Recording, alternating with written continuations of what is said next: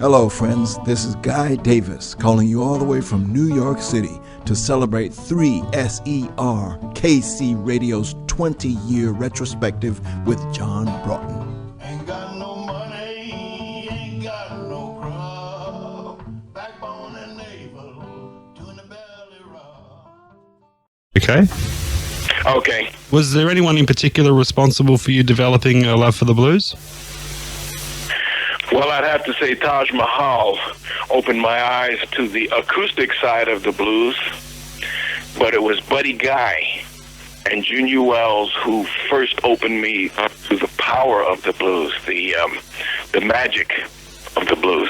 I was a teenager when I first saw them in Massachusetts, and it really made me sit up and take notice. Did you eventually become quite an active student of the blues, going out of your way to seek historical recordings? Not so much to go to seek historical recordings, but to go to jam sessions with friends who would oftentimes play their old records for me and sometimes show me things on the guitar themselves. Sure. How influential were your parents in terms of you choosing a career, particularly the acting side of things? Not so much influential. They didn't push me toward show business at all. In fact, they just wanted myself and my sisters to become, good at what we were doing. They wanted us to do well in school. They are both in show business, my parents, and I was exposed to their life just by being their child. Sure. But they didn't push any of us towards show business. They were also very much involved in the civil rights movement in the 60s. Do you recall much of that time from your childhood? Not a great deal, but I do recall some. I recall when the march was happening in Selma, Alabama, that Reverend Dr. Martin Luther King led. There was a march in New York to sympathize with that march. And I was with my parents when they were part of that march in New York. So what stage of your life did the showbiz bug catch you? Say again, what side of what? At what stage of your life did you get the bug to get into showbiz? Oh, okay. I think this would be about 1979, 1980. I'd always been interested in show business all along through college and worked once in a while at this place or that place. But it was while I was working at a factory in New York State. I got burned on both legs. And I recall at different times, 2 different times, burned on each leg, on the same spot on each leg. I took that as a warning to get out of that business. And it was at that time I really began to get hungry to know more about acting and about music on a professional basis. Have you ever had the opportunity to work with your parents on stage? Yes, I have. This would be back about 6 years ago or so, 6 or 7 years. I did a piece in New Jersey called Two Ha-Has and a Homeboy. And that was my parents and myself on stage. Another on-stage role you once played was the part of Robert Johnson, which must have been a very challenging role to play the part of such a historical figure. Oh, yeah. Oh, man, that was very challenging because I didn't have anybody who could tell me exactly what Robert Johnson was like, how he moved, how he used his eyes. So I had to borrow somebody's personality to portray Robert Johnson. I borrowed a personality of a fellow who was always in trouble with women. And I think it worked. Yeah, and there's no film footage to go on or anything, really, is there? Of this piece, no. It was a staged piece. I think that there may be a reference copy with the New York Public Library that they made a very general videotape of it, but not something for commercial access. Yeah, but yourself too, when planning the role, you would have had no footage of Johnson to work. Oh, of Johnson, yeah, nothing of him. Nothing of him. What was the actual format of the show? The show was laid out as a 2-act piece, a fictional account of the last day of Robert Johnson's life. And Robert Johnson is traveling through the South, and he stops at this juke joint, and he's being pursued by a fella, this Caucasian professor who's been after him, and he doesn't quite know what this guy is all about. And while he's at the juke joint, he winds up going to bed with the woman who runs it, and then her husband shows up, and he poisons Robert. And it's fictional because it all happens in one day. And, of course, Robert Johnson took about 2 or 3 days to die after he was poisoned in reality. The best part of this play was when Robert explains exactly what happened down at the crossroads when he met the devil. That, to me, was the high point of the play. Now, another show you're involved with, which you wrote yourself, is The Adventures of Fishy Waters. Can you tell us a bit about that one? Yes. Fishy Waters is a fictional character, but I borrow parts of people I've known, chiefly an uncle of mine who used to tell me he could catch a turkey out in the woods, kill it, and cook it wrapped in tin foil over a fire and have it come out tasting just as good as the one my mother pulled out of the oven on Thanksgiving. And he used to tell us about his adventures, and he was quite a wonderful uncle. He was the first relative I had who taught all us kids the truth about Santa Claus and the Virgin Mary. So is the character itself based on anyone in particular, or is it a composite of characters, or...? It's a composite. And what Fishy gets to do is he gets to tell a lot of stories. This play is very story-driven. There's music in it. I play blues songs like Dust My Broom and Walkin' Blues. But it's filled with lots of tall tales, silly stories, and also some very serious ones. Stories about lynchings, about racism. And the chief story is the story of how the character Fishy Waters once left home and wandered into a hobo camp, and how that changed his life. That's the main story.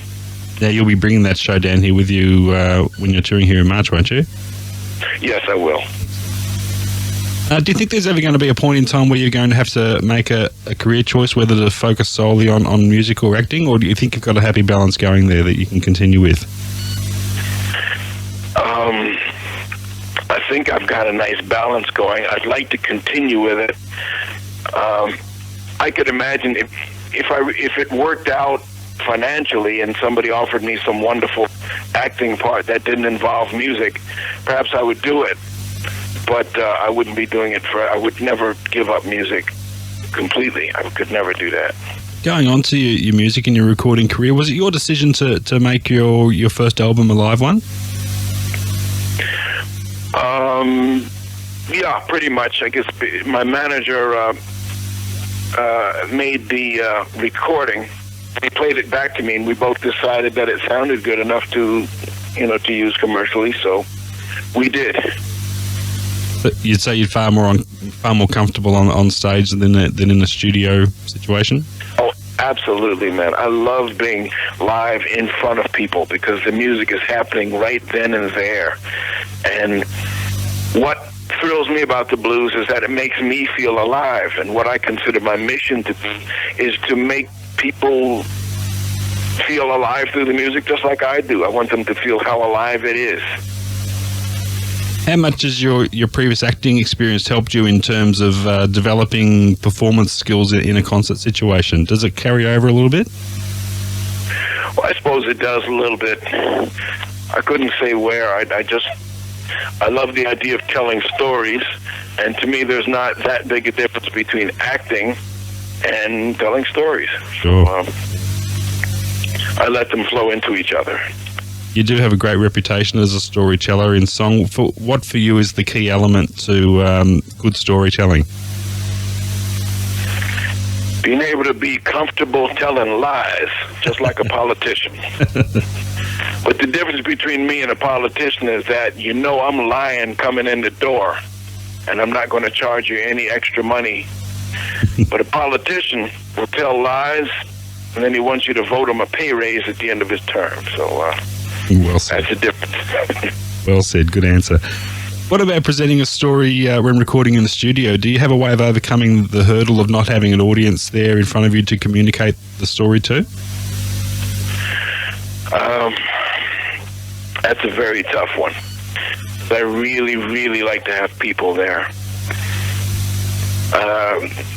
Right now, I don't have a solid way over that other than recording and having like a studio audience. I may try that at some point, but I got to be a little budget conscious. So it's not a luxury I can depend on just now. I've seen you described as someone who's bridging the gaps between traditional blues and modern day blues. Do you like to think of yourself that way? It really doesn't matter to me. I just like to play what I play. It's old-time blues because, yes, I do cover the works of the old-time masters, and I guess it's modern-day blues, not because I play it in such a modern way, but because I make up a lot of my own songs. But you'll find those old songs sound a lot like my new ones, or I can say my new ones sound a lot like the old ones. Sometimes I use the band behind me, sometimes I do it solo. I don't really care to speculate exactly where I am on the spectrum of preserving music or being with the old timers or with the new guys. I just like to play. In your travels, have you noticed in recent times a younger audience getting into the blues? Yes, occasionally I do. I see teenagers, I see young folks, and I see parents bringing their little kids. And I'm always so glad to see that because that's who my audience is going to be in 20 years. Why do you think that blues has that ability to survive through no matter what other musical trends may come and go? Blues always seems to stay there and hang in there. Why do you think it transcends generations as it does? Well, that's another real good question. I think that the blues tells the truth. Sometimes it tells it in a very sad way. Sometimes it tells it in a humorous way. But it tells the truth about the human heart and about men and women and about leaving home and about far away from who you love and about being in prison. I think the best truths can be made known sometimes by lies, by fiction, by songs, by stories. And I think that the blues encompasses all of that.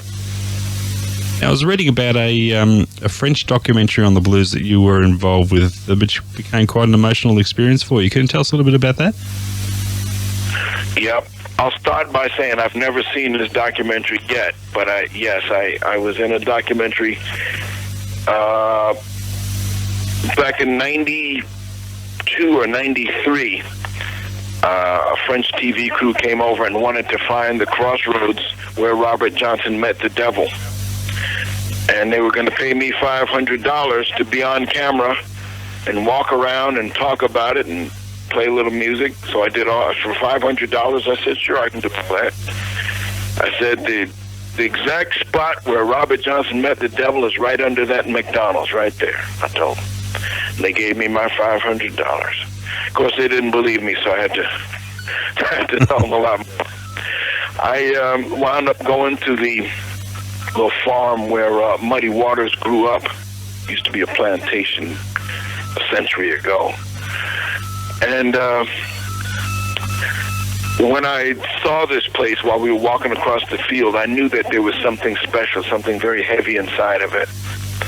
Didn't know what it was, but I just sort of prepared myself.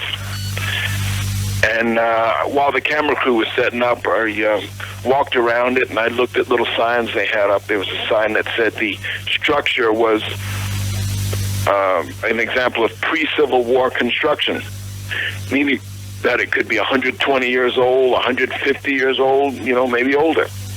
And there used to be shacks just like it all up and down near the field that we were walking through, but they'd long ago been torn down. And this one was only there because muddy waters had grown up in it. It was a historical marker. And I saw another sign that said, "Please don't take souvenirs." So while the camera crew was setting up, I took out my pliers and I tried to yank a couple of nails out of the wall. And I found that I couldn't do it. And then they started shooting, and I'm walking around the place, and I just turned one corner and leaned my hand up against the wall to say something to the camera. And the next thing I knew, I felt some energy come up my arm and into my chest, and I broke down sobbing. And that was the point where I understood what the blues was, not just from a student perspective, but I became a participant. I went from being only a student to becoming a student master. And an understanding of the blues from the inside. There were things that I just got some insight that left me realizing that the life that the people lived who were slaves, who lived in that cabin many, many years ago, was as hard as the wood that cabin was made out of. Made, that old Mississippi knotted pine, that kind of stuff that they used to make battleships out of it. But the ability of those people to withstand that difficult life was as tough as those nails that I tried to pull out of that wood, but could not. And so I got a sense of what the blues was right there. And then I wound up going back up to New York and playing the part of Robert Johnson. This was right in the middle of my Robert Johnson rehearsals. So I took all this back home with me. And I wound up getting acting awards and getting the Keeping the Blues Alive award because of this role I played. Wow, that sounds like a day you'll never forget. Yeah, I won't. Yeah, I must say I've never seen that documentary myself either. I don't know what happened to it. Well, every once in a while somebody tells me they've seen it. So I know it exists. It's around here. Hey, you're playing some festivals while you're down here. How do you find that situation, playing to an audience that may not have specifically come to see you? Is it a bit of a challenge to win them over? That's what my job is, man, is to make this music as exciting and alive as possible. And people tend to find it just that way. They walk away from my shows feeling good, feeling like they've experienced something. That's what I want people to do. So, yeah, I welcome strangers, all the strangers you can get me. When I come down there, I'm liable to blow the didgeridoo. I'm liable to do anything. We might hold you to that. I believe there's a new album release not too far away. Can you tell us about that? That's going to be March or April. The new CD, if they haven't changed the name of it, is called Give in Kind, meaning in-kind services, that kind of thing, to give in kind. And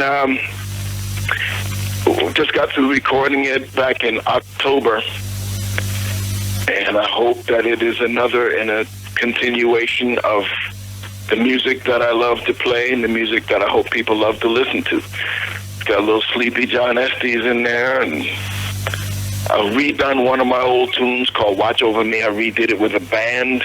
Oh, wow. And an old spiritual. I think I got some stuff in there folks are going to like very much.